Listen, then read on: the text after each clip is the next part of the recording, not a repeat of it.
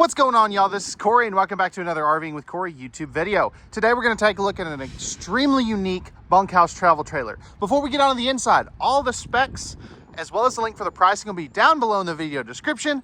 Let me know your thoughts on this Salem 260 Ice. Let's take a look. And like I said in the quick intro there, this is a very unique bunkhouse travel trailer. Now, we'll come back to this here in just a moment. Where I want to start off with is the slide out area, as I usually do. Now, this is a new interior for 2026. They've lightened up some things, done some minor tweaks. It's very similar to the 2025s, although this model was not produced in 2025. They have gone back to the pontoon boat style flooring. So that I definitely like. It's very easy to clean, which is always a good thing. You have a Jackknife sofa here. Nice big window. Behind that, all these are going to have the big night shades, except for the two panoramic windows in the kitchen area, just because they have to have mini blinds for fire code reasons.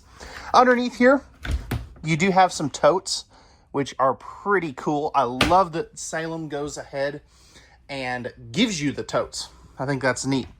You also have some cubby space back in here, and that's pretty dang deep there as well. You can also see you've got a USB port right there. Now, we're right across from the TV area. This does not come with a TV. However, it does have a televator. So if you want to add a TV, you can easily do that. Basically, it has to be the same size as the TV cutout. But I like that, and it gives you so much more countertop space that way. Now, you do have a fireplace down here, so that is really cool. It's one of the old school looking fireplaces, like from back when fireplaces first came out, the electric ones. In-floor ducted heating, so I know a lot of people aren't crazy about that, but, you know, it's more efficient. You also have an electrical outlet, your propane leak detector, and both your thermostats there. Now, you're probably wondering why I'm looking straight at the wall, but you do have these little accent curved lighting features there. I really like that. I think it just looks good. Now, as far as your dinette area, this is kind of a unique dinette. So you do have two kind of chairs there. This will actually, well, that is actually as far out as it pulls. I'm not going to try to do that one-handed. But it does, like I said, it does pull out a little bit more than that. Let's see if I can get it. Well, pulls out a little bit more, as you can see there. But you could easily get a couple more chairs for that. Now, if I move this out of the way, we do have some really good storage back in there, and that goes pretty far back there. So what do we think of this dinette? Do we love it? Do we hate it? Let me know your thoughts in the comments. You also have a handy dandy electrical plug right there. Now, talking about more storage, on this side, we have our televator controls, and we have a couple of pull-out drawers. I think that's so nice for like your grab-and-go items, like your bug spray, flashlights, things like that. That is a very good use of space there. Again, televator controls. All the rest of our controls, including our JBL sound system, are going to be right here. You're also prepped for solar, as you can see. Above the TV, you do have a floating shelf for some things. Now, of course, you would want to take those down in transit. But with these blinds open up, you have so much good airflow, light, because all these windows back here are open. Now, let's talk bunks here for a minute. So these are going to be double over double bunks. You know, they're the corner ones. They do have separate curtains for this year, which I like, so the kiddos aren't fighting over if they want the curtain open or closed. Now, this is also a flip-up cargo bunk, and that is on a strut supporting gas prop there. Some more storage, plus your breakers and fuses are back down there as well. So I think that is really cool. Each bunk is also going to have a set of USB ports. And then the top bunk has the window. Now, while we're back here, let's go ahead and knock the bathroom out of the way. So, back in here, we have our bathroom area. This is going to be a porcelain toilet. That's a new feature for 2026. If I go ahead and take a seat at that, flipping this camera around so you can kind of see what I'm doing. I've got really good elbow room on this side, excellent elbow room on this side. And if we look down at the floor, I have really good leg room, and I'm a taller fella. So open cubby space here,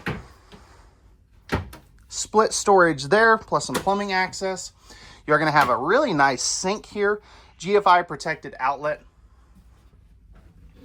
the backlit mirror, and then your medicine cabinet is right here. And I like that they didn't put it behind the sink. I think that is so neat. Plus you got a couple little flip down towel holders right there too. Now right over here you have your, I believe that's Suburban. Yeah, Suburban tankless water heater controls and your light switch. Now as far as the shower, this is a 24 by 36, so it's not the biggest shower in the world. Floor is nice and well supported too. I'm 6'1", and I have plenty of room, even without the skylight. If I back all the way up here, I've got about an inch and a half above my head. If I step forward, I've probably got about 4 to 5 inches above my head. So you can be about 6'5"-ish and still shower in here. You've got the shower curtain right there, and oops, a couple more flip down towel hooks. You also have the 4-inch foot fan. You could always upgrade that though if you wanted to. Now, moving a little bit forward into our kitchen area. Let's talk pantry space. We have a pretty dang good pantry right there. Plus, you are going to have the little pull-out right here, too. That is so handy. And a spot for a trash can. Now, you also have a little coat closet here. You can see that tiny hanging bar. And then we have our 12-volt compressor refrigerator right there as well. Ow, I just smashed my fingers. I do my own stunts, guys. Right up here, we have our microwave. It is hidden by this range hood vent looking thingy. 3-burner cooktop. You have the glass cover. Small oven down below if you want to do some baking. And a flip down for your pots and pans. Now over here underneath your sink, plenty of storage right there. Plus you have 2 more nice deep drawers. Those are full extension plywood box, ball bearing, drawer guided drawers.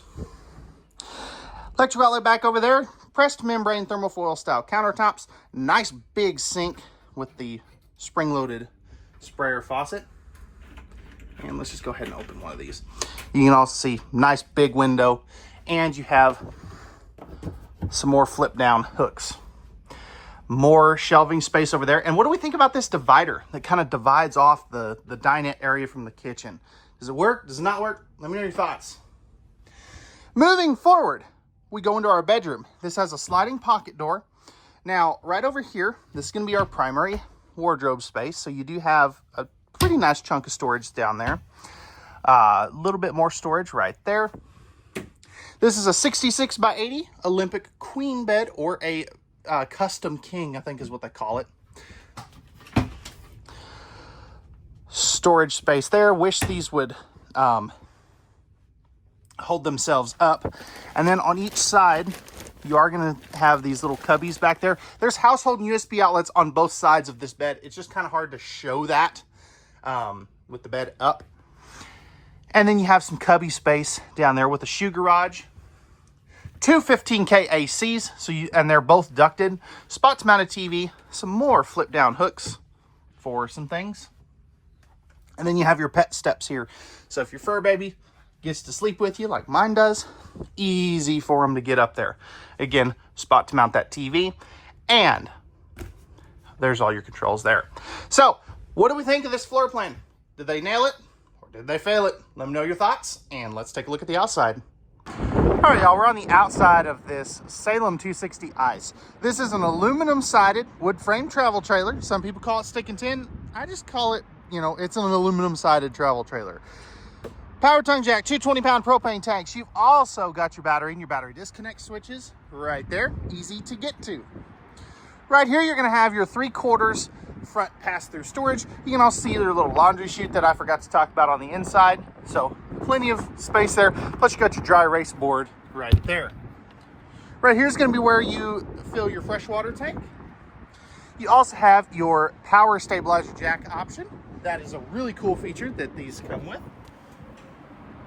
Fully enclosed, forced air heated underbelly.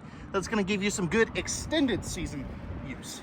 It's not a 4-season Arctic camper or anything like that, but it'll give you some good extended season use.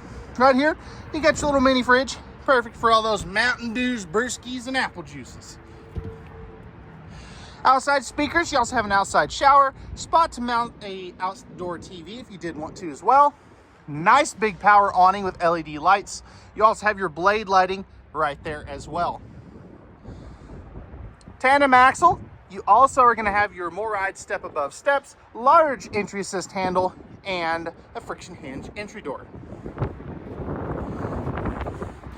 Back here's where you're going to hook up or control your rear power stabilizer jacks. You also have your spare tire carrier, and your 4-inch square tubular bumper for your stinky slinky.